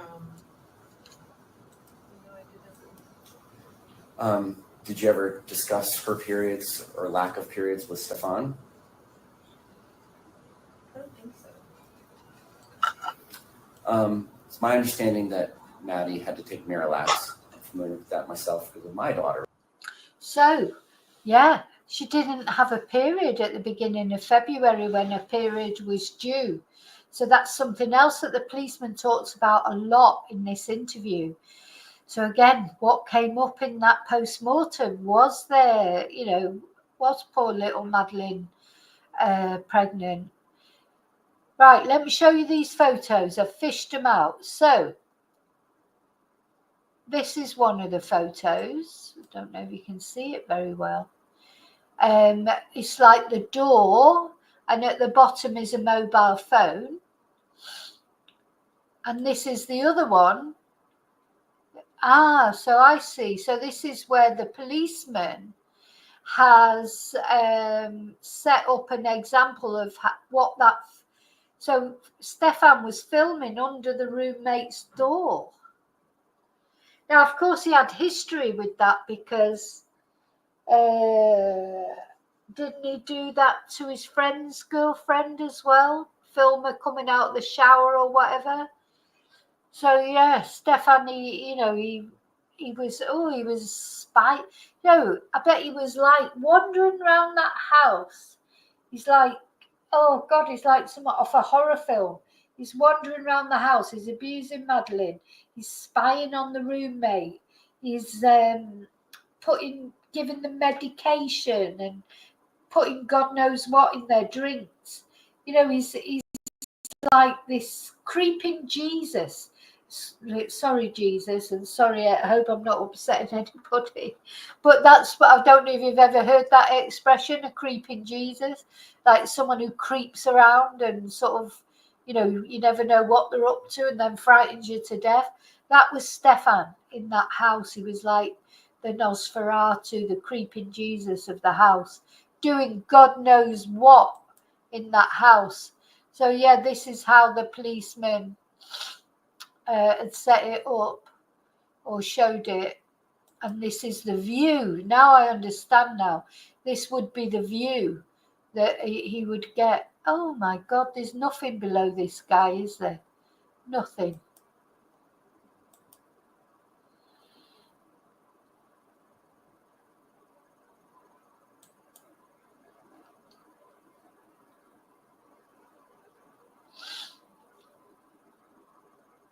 When she was little. So she had constipation issues. Would it ever cause her discomfort, physical pain, bleeding? Yes. And how are you aware of that? She would tell me. There have been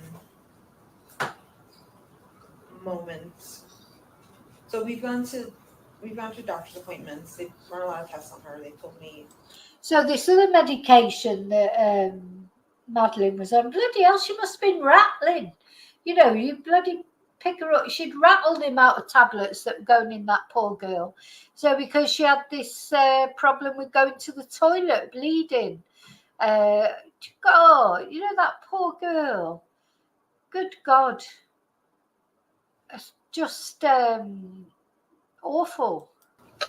Why her body is doing what it's doing. But she's shown me if there was blood or if she's in the bathroom and she just can't go, like it's stuck. She showed me that too. So. Did she ever specifically seek treatment for tears or bleeding or anything due to her bowel movements? No, I don't think so. I don't think there was ever a On February 26th, the whole purpose of Stefan coming and taking Madeline to school was so that you could get some sleep. You had missed your medication Saturday night, so on and so forth, right? Yes. Is there any particular reason Stefan couldn't have driven your car to take Madeline to school and therefore not embarrass her and he could just drop her off normally? Yes, but because he's not on my car insurance, I was very nervous to let him drive my car. You did let him drive your car after this occurred, though, right? Yes, but he was very insistent because he wanted to go look for Maddie, and he had a spare on his car because he had a flat, so he couldn't drive his car. So he just really wanted to go out. So I just let him, but I wasn't comfortable with it. During your previous interviews, and you did it once today, you kind of interchanged I, we, or Stefan dropping Madeline off at school. Did you see Madeline at all on February 26th, 2024, that Monday? Do you know anything about how she died? Did Stefan tell you anything about how she died? Did Stefan tell you about his plans to go back down to Northport in your car that Wednesday morning?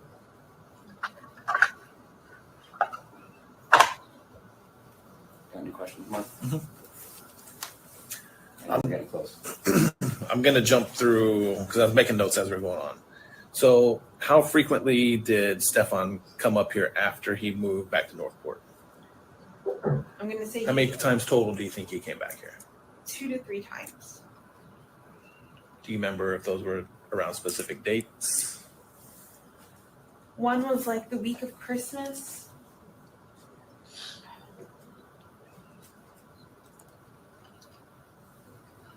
I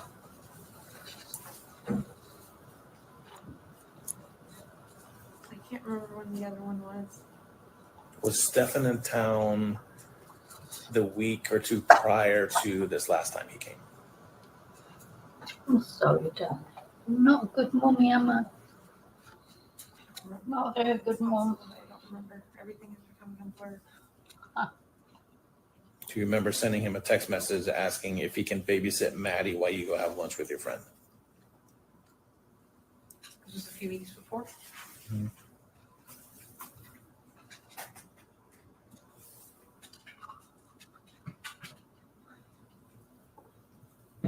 I remember going out a few weeks before. I don't remember asking him to babysit. I don't know where he was.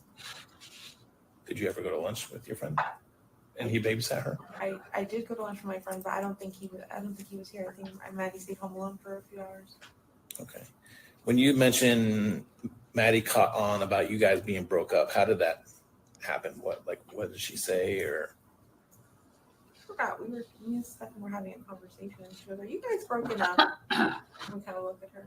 Why you asked? She goes, "Because you guys are kind of acting like you're broken up. You guys haven't hugged and kissed in a long time." how do you think she felt about that? Fine. She didn't act sad or happy or anything. She was just like, whatever.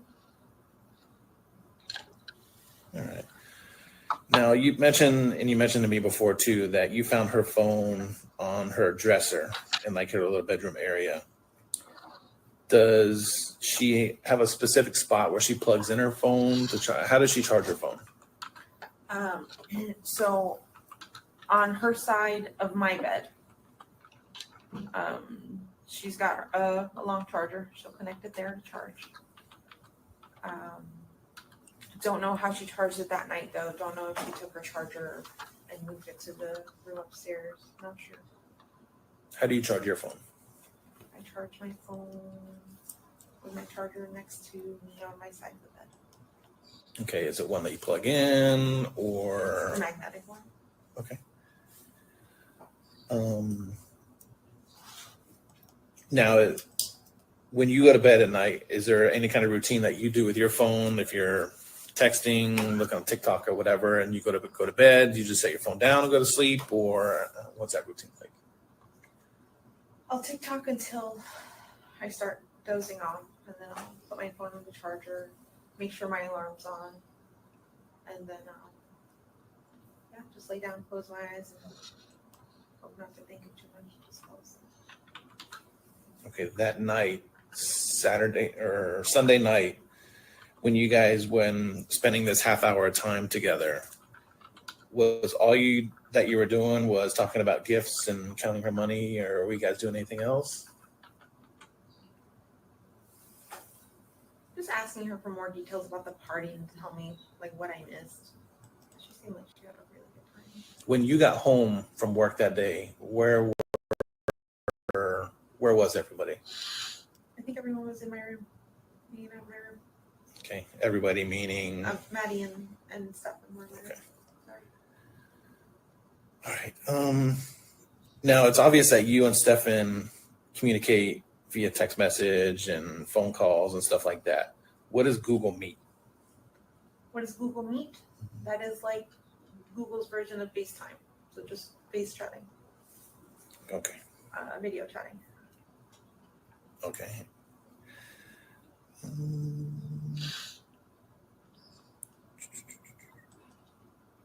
When her birthday party was planned, was this planned before you got your job or after?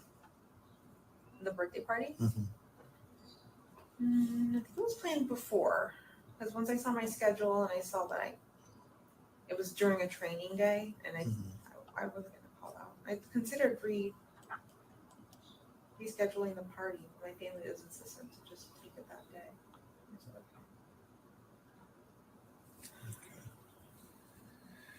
okay. All right, so Stefan moves out of his room, and I think you mentioned that your dad had plans on renting that room again to somebody else. Is that right? Yeah.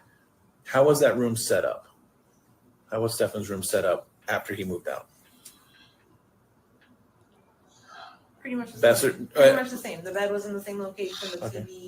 TV, the dresser, the desk, and the mini fridge. Everything stayed in the same location. Okay, was the bed and did it have comforter, blankets, and all that stuff on it, or? When he moved out, everything was empty. There was a mattress protector cover on it. But I had clean sheets and clean blankets to put on, like they're available. So Where were they available? in the closet. Okay. And I did, yeah. I let him know they were there. Do you know if he made the bed? I don't know, but I'm going to assume. What did the blankets look like that would be used to make that bed? It would be white cotton linen sheets with, they're white, but they're white stripes, different shades of white. So white stripes going down it. That was a fitted cover, then a sheet, and then the pillowcases. And it should have been like a warm blanket in the closet somewhere. The same color, white or? Maybe gray. Okay. When you say there's pillowcases, how many pillows were on the bed?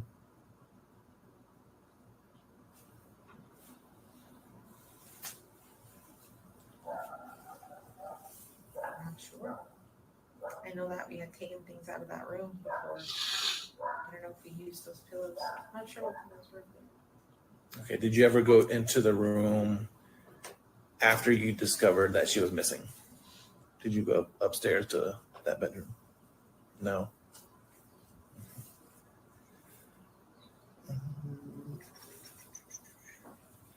So when you go to sleep in your room, and you're either with Maddie or without Maddie or with Stefan, is your door open, closed, lights on, lights off? When I go to sleep? So I have a cat. I can't shut the door. I have to leave it cracked. Mhm. So it stays cracked with a door stopper Mhm. behind it so it doesn't open all the way because my cat will just crack it up. Yeah, but we sleep with the door cracked. Okay, lights on, lights off. Lights off with a YouTube video playing in the background, playing rain sounds. Okay, would the screen be illuminated, or is it something where a screen, like a phone, where the screen goes black and it still plays? It goes black, yeah. So. Do you remember it happened that night if you were listening to those YouTube videos, or? Probably was. I listen to it every night, so I probably was.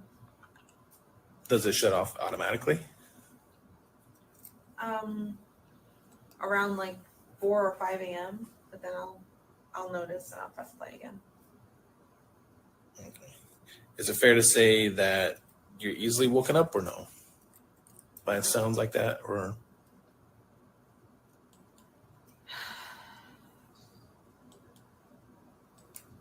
I'm sure I'm easily woken up.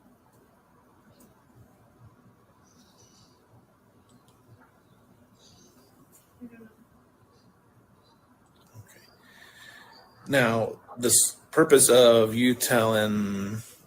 Now, quite a bit of this, of course, is redacted as well as been taken out. So, not sometimes it's hard to say.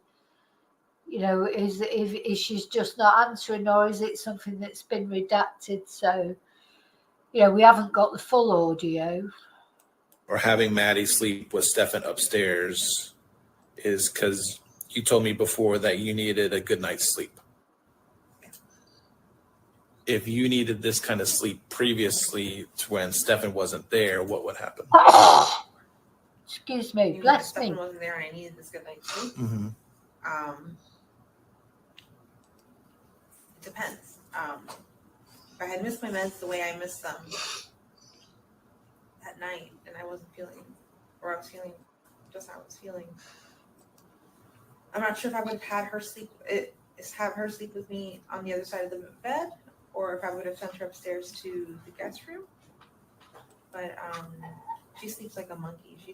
She rolls. She'll start on one end of the bed and end up on top of me by the end of the night. And she's a gymnast, I guess. But Have you ever sent her upstairs to sleep? not for any of these reasons. Have you ever sent her upstairs to sleep by herself? Bless me. Oh, Mm-hmm. I'm gonna need to wrap this up. Okay, one more question. Does anybody use your phone other than you? no, except for the day that we were sitting in front of my house and forensics was in the house. That was the only time I've ever let anyone use my phone, and that was Stefan. Stefan had my phone. What about, do you wear an Apple Watch? Yes. Does it track any of your movements or anything like that you know of? Do you sleep with your watch on? No, I hardly ever put it on honestly. All right. Do you have anything real quick, Daniel? Do you have anything that you think we should know, Matt? For sure. Good down there? Yeah, I'm good. All right, it's 10:06 a.m. We will conclude this investigative subpoena interview with Ms. Soto.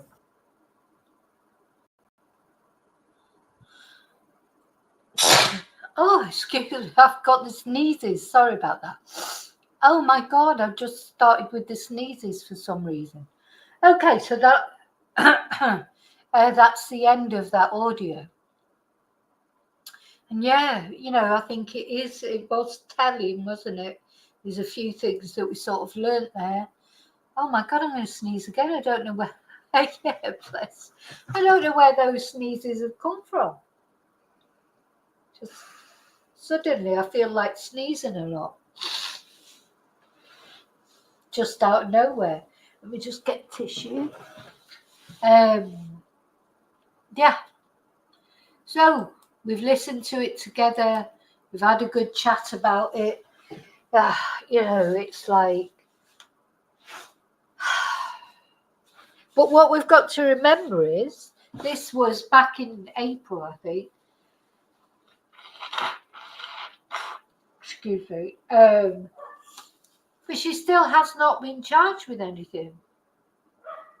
So, you could tell that the police were trying, all right, you woke up. The police were trying to, asking her all these different questions that they already probably knew the answer to. And, but even so, after that interview, they still have not charged her. So they can't have any proof of doing anything, apart from being stupid and sending her poor daughter, away so she could get a good night's sleep. But if the police, I just feel that if they actually had any evidence against Jenn, they would have charged her by now. What do you think? That's just how it sort of occurs to me. I don't know.